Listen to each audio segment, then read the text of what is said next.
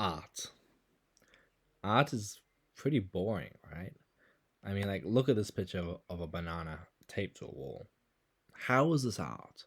How is this beautiful?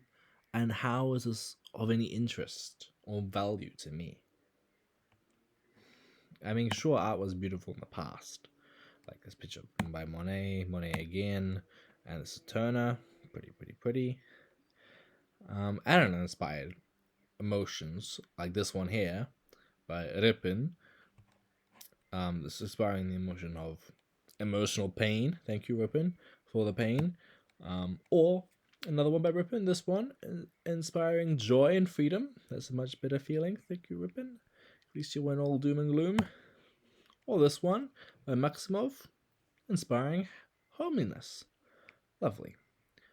These kinds of paintings, I feel like they have value. And they're beautiful. They're meaningful. It's unfortunate that we don't really produce paintings like this anymore. But was art funny? I mean, if you think about the past, I at least don't really imagine the past being a very funny time. Maybe they had some comedy in the 1900s, but in the 1800s, in the Victorian times, and before then, there wasn't any comedy then, right?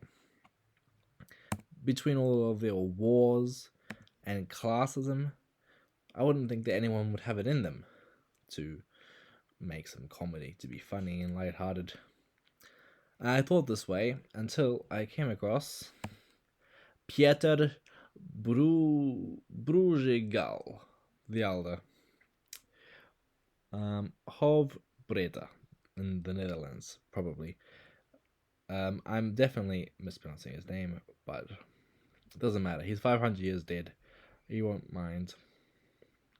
Yeah, he's 500 years dead because he's from the 1500s. I expect someone from the 1500s to produce comedy, right?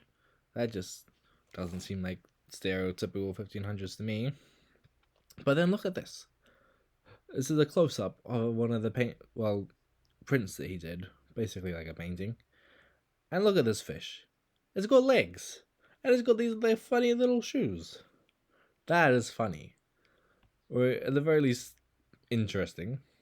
Not like the boring modern and postmodern art we have these days, like a banana on the wall. Here's the full picture of the fish, and there's a lot going on here in this picture. My favorite part is the fish with legs and shoes, but there's lots of other interesting things here. There's a flying fish and all sorts of other things. This painting is obviously about the metaphor of, well, not the metaphor, the saying of big fish eat the little fish. He did a few paintings of metaphors, such as this one, the blind leading the blind. Still a common saying said today. And this one, he just decided, like, to hell with it. I'm just gonna do as many metaphors as I can fit on a canvas. Well, I think this was painted on wood, but you know what I mean. And I have no idea what these metaphors are supposed to be, but good on him. I love this man for doing things like this in the 1500s, especially. Wow. This is, yeah, Pieter, but I'm not going to try to say his name again. This guy. And like, for example, look at his self-portrait here. In the 1500s, people were doing portraits like this and this. They're doing portraits romanticizing themselves, making themselves look beautiful and in beautiful poses. Trying to draw back imagery of Christ or display power. But Mr. Bruegel here, he looks funny, and I respect him for portraying himself like this. It's very realistic, more so than these ones, and just shows that he's, not too vain. He can show himself how he is, and we can all enjoy that. That's another thing I love about himself: his honesty in his paintings. It shows character. Oh, not the end yet. Sorry.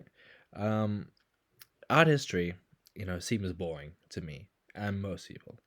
But every now and then in art history, you come across someone like Pieter Bruegel, who puts a smile on your face and puts a little bit of interest into for historic art, or at least for his paintings.